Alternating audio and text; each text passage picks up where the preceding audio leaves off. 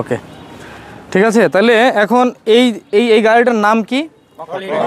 Fork lift. আচ্ছা, fork lift. Fork lift কত প্রকার জানা আছে? 6 প্রকার।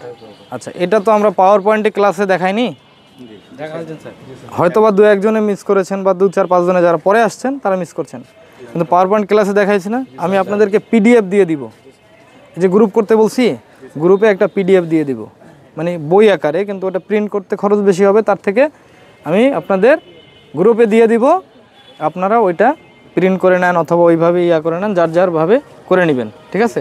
ওখানে এভরিথিং আলোচনা আছে। আচ্ছা, এখন যেটা সেটা হচ্ছে এই গাড়িটার নাম হচ্ছে fork lift, counter balance fork lift, counter balanced fork lift. এখন এই ফর্ক লিফটের যে যন্ত্রাংশগুলো সেটা হচ্ছে এই যে সামনে যেটা আছে এটাকেই বলে ফর্ক। এই ফর্কের কারণে এই ফর্ক দিয়ে উত্তোলন করা, লিফট শব্দের অর্থ কি? উত্তোলন করা। এখন এই ফর্ক দিয়ে উত্তোলন করে, এই কারণেই বলে কি? Fork lift. আর এটা আমি কি নাম বললাম? যে কাউন্টার ব্যালেন্স ফর্ক লিফট।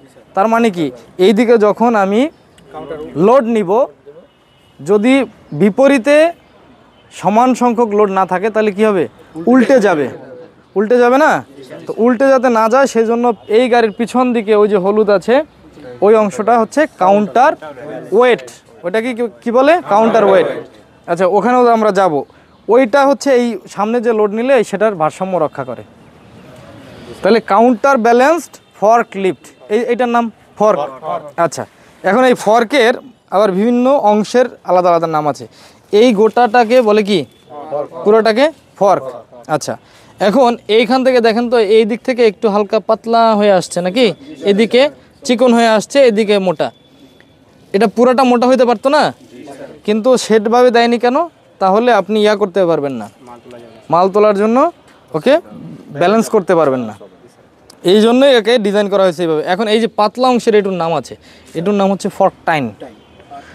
যে পাতলা অংশটুকু শুরু হয়েছে এটুর নাম ফর্ক টাইন। পুরাটা ফর্ক, কিন্তু পাতলা অংশের নাম ফর্ক টাইন। আচ্ছা, এই যে ভাঁজের অংশটা এটাকে বলে হিল, এটাকে বলে হিল। এই সামনের যে এই অংশটা সোজা সোজা আছে এই এবং এটাকে বলে হচ্ছে vertical face of fork, vertical face of fork, ঠিক আছে? আচ্ছা, এখন ভার্টিক্যাল মানে কি? খাড়াখাড়ি। ফেস মানে কি? সামনে। অফ ফর্ক মানে ফর্কের খাড়াখাড়ি সামনের অংশ, বাংলাতে বললে এটা হয়। আচ্ছা, এখন বাংলায় তো বিদেশে বললে কেউ বুঝবে না, বুঝবে কি? আপনারা সবাই তো বিদেশে যাওয়ার জন্য আগ্রহী, তাই না? আর প্রয়োজনটা তো ওই কারণেই। দেশেও চাকরি করলে যদি চাকরি করতে পারেন, তাতেও তো আপনার এটা জানা দরকার, তাই না? আচ্ছা, এখন এই ফর্কটা যেটার সাথে লাগানো আছে, এই যে লোহার যে অংশটা, হ্যাঁ, এইটা এটাকে বলে হচ্ছে ক্যারেজ। শুধু এই অংশটুকু ফর্ক ক্যারেজ, এই অংশটাকে ক্যারেজ বলে, ফর্ক ক্যারেজ। আচ্ছা, এখন আরেকটা এই যে বোল্ট দিয়ে লাগানো আছে আলাদা, এটা এই যে খাঁচ হয়ে আছে, তাই না? এটা হচ্ছে ব্যাক রেস্ট। ব্যাক রেস্ট মানে পিছনের বিশ্রামের জন্য রাখা আছে। এখন এই বিশ্রামটা কার জন্যে? মালামালের জন্য, যাতে আপনি যখন এটাকে নিয়ে গাড়িটা চলবে তখন ওকে যদি এভাবে কোলের মধ্যে নিয়ে রাখেন তাহলে ওই পড়ে যাবে না, এটার সাথে লেগে থাকবে, হেলে থাকবে আর কি, তাই না? এটাকে বলে তাহলে কি নাম? Back rest. কথা বললেন আপনারা, ওদিকে যা হয় হোক গা। হ্যাঁ, আচ্ছা, এখন এই যে খাড়া যে অংশটা আছে লোহার, যে এই বড় দুটা রেল পাটির মতো, আপনাদের দিকে তো রেল আছে, আপনারা তো রেল পাটি দেখেন, তাই না? আমাদের অঞ্চলে রেল নাই। আচ্ছা, এই যে রেল পাটি মতো দেখা যায়, এইটাকে বলে মাস্ট। কি বলে? মাস্ট। এখন এই মাস্টেই কিন্তু আর ওই ধরে রাখে। মানুষের বলে না যে মাসেল, দেখছো? তার মানে কি ওর শক্তি বহন করে কিসে?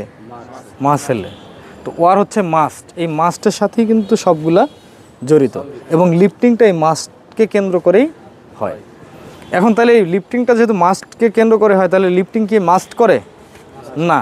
লিফটিং করে লিফট সিলিন্ডার। আচ্ছা, এখন এইখানে আর একটা জিনিস থেকে গেছে, সেটা হচ্ছে এইখানেও একটা সিলিন্ডার আছে।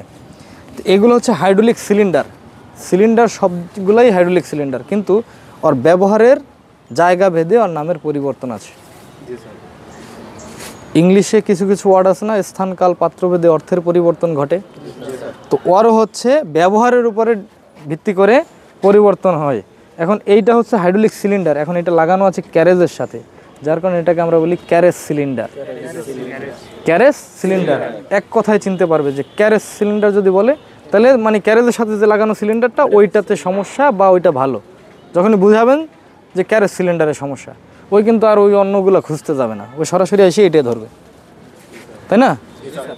আচ্ছা, এরপরে ওই যে মাস্টার সাথে বললাম যে কি আছে এইদিকে খাড়াখাড়ি যে দুটা আছে, এটাকে বলে লিফট সিলিন্ডার। এটাকে কি বলে? লিফট সিলিন্ডার, মানে লিফট করে, উত্তোলন করে। লিফট মানে কি? উত্তোলন করা, লিফট সিলিন্ডার। এখন এই সিলিন্ডারের মাথাতে যে সিলিন্ডার হেড আছে, এই হেডের সাথে আবার চেইন পুলি লাগা আছে, লাগছে। আচ্ছা, আর এই যে চেইনটা আছে গ্রিজ মাখানো, এটাকে কি বলে? Lift chain. Lift chain. আচ্ছা, আর এইগুলা কি? Hydraulic pipe. পাইপ কি বাংলা শব্দ না ইংরেজি শব্দ? ইংরেজি শব্দ, কারণ এটা আমরা বেশি ব্যবহার করতে করতে অনেকে মনে করে যে এটা মনে হয় বাংলা, আসলে কিন্তু বাংলা না, তাই না? এটা হলো হাইড্রোলিক পাইপ। তাহলে এই পাইপ দিয়ে হাইড্রোলিকটা প্রবাহিত হয়। হাইড্রোলিকের চাপের কারণেই হচ্ছে সিলিন্ডারগুলা সংকোচন হয় আবার প্রসারিত হয়, ঠিক আছে? এখন তাহলে এই গাড়িতে সিলিন্ডার হচ্ছে তিন ধরনের। এখানে আছে ক্যারেজ সিলিন্ডার, যেটাতে উঠানামা করে, ওটা হচ্ছে লিফট সিলিন্ডার। আর এই ফর্কের মাথাটাকে এইভাবে উপরে করবে আবার নিচে করবে, যেটাকে এইটা হচ্ছে টিল সিলিন্ডার। একটু গোল হয়ে ইয়া করেন, দূরে থাকেন, তাহলে এই যে সিলিন্ডারটা, এটাকে বলে টিল সিলিন্ডার, ঠিক আছে? আচ্ছা, এখন ফর্কলিফটের শক্তি সরবরাহ হয় সামনের চাকায়। ইঞ্জিন থেকে সামনের চাকার সাথে শক্তি থাকে, আর পিছনের চাকায় থাকে স্টিয়ারিং। এখন এটারও কারণ আছে, এর কারণ হচ্ছে কি, যদি স্টিয়ারিং সামনের চাকায় দেওয়া হতো তাহলে সামনে যে আপনি লোড নিচ্ছেন ওই লোডটাকে কন্ট্রোল করা যাইতো না, বুঝতে পারছেন? ওই লোডকে কন্ট্রোল করার জন্য হচ্ছে স্টিয়ারিং সিস্টেম থাকে পিছনে, এবং পিছনে স্টিয়ারিং থাকার কারণে এটা খুব অল্প জায়গার মধ্যে ঘুরতে পারে। এটা চলবে হচ্ছে আপনার কিসে? ওয়্যার হাউসের ভিতরে চলতে পারে, ইনডোরে আউটডোরে সব জায়গাতেই ব্যবহার করতে পারেন। এখন ইনডোরে তো বেশি খুব জায়গা থাকে না, তাই না? তো সেক্ষেত্রে ওকে এইভাবেই ডিজাইন করা হয়। যত ফর্কলিফট আছে সবগুলোরই স্টিয়ারিং সিস্টেম হচ্ছে পিছনে। আপনি স্টিয়ারিং ঘোরালে পিছনের চাকা কাটবে। এবং এটা স্বাভাবিক যে গাড়ি আছে, আমরা যে ড্রাইভিং কারগুলো আছে, এগুলোতে আপনার 45 ডিগ্রি অ্যাঙ্গেল হয় চাকা, একদিকে সর্বোচ্চ কাটলে 45 ডিগ্রি হবে, আর এটা মোটামুটি 85-80 ডিগ্রির মতো অ্যাঙ্গেল হয়ে যাবে। তার মানে আপনার যত অ্যাঙ্গেল বেশি হবে তত জায়গা কম লাগবে, ঘুরে আসবে, তাই না? আচ্ছা, তাহলে এটা হলো সামনের চাকা বা ফ্রন্ট হুইল। আচ্ছা, এখন এই যে জায়গাটা আছে এই খাপের মতো, এখানে আমরা এইভাবে দিয়ে তো উঠি, উপরে উঠি না, এটার নাম আছে, এটার নাম কি? Foot step. Foot step. আচ্ছা, এখন আমরা এই উঠতে লাগলে ওই পাশে যেটা আছে, আমরা একটু এই পাশে যাই, এদিক দিয়ে ঘুরি। আর গাড়িতে এই ফর্কলিফটে ওঠার নিয়ম কোন পাশ দিয়ে? বাম পাশ দিয়ে। তাহলে আমরা এই বাম পাশে আসলাম, তাই না? ডান পাশ দিয়ে ওঠার কোনো অপশন আছে? এই যে ধরনীটা, হাতলটা, এই হাতলটার নাম হচ্ছে অ্যাসিস্ট গ্রিপ। এখন ওই পাশে অ্যাসিস্ট গ্রিপ কি আছে? তাহলে ওই পাশ দিয়ে ওঠা যাবে? উঠলে কি হবে? ভুল হবে, রং প্রসেস। ওই পাশ দিয়ে উঠলে রং প্রসেস। আমি খেয়াল করেছি আপনারা কিন্তু অনেকে আবার ওই পাশ দিয়ে ওঠেন সময় বাঁচানোর জন্য। ওই পাশ দিয়ে ওঠার জন্য ওইখানে একটা গ্লাস আছে, ওইদিকে ওই যে জয়স্টিকগুলো আছে, তাহলে ওগুলাতে লেগে যাবে না? তার মানে ওপাশ দিয়ে ওঠার তো নিয়ম না, নিয়ম মতো কাজ করতে হবে। অ্যাসেসমেন্টের সময় কিন্তু আপনাদের এই নিয়মগুলো ফলো করতে হবে। এইগুলোর উপরেই মার্কিং হবে যে আপনি সঠিকভাবে উঠলেন কিনা, সিট বেল্ট ঠিক মতো বাঁধলেন কিনা, হ্যাঁ, আপনি আগেই পার্কিং ব্রেক ছাড়লেন না স্টার্ট করলেন, কোনটা করলেন, এগুলোর উপরে বিবেচনা হবে, তাই না? আচ্ছা, তাহলে এটা কি বললাম? Assist grip. আর এটা হচ্ছে মিরর অথবা লুকিং গ্লাস নামে আমরা বেশি চিনি, তাই না? এটা দিয়ে কি করে আমরা পিছনের দিকটা দেখার জন্য ব্যবহার করি। আচ্ছা, এ পাশেও এটা ফুট স্টেপ। আচ্ছা, এখন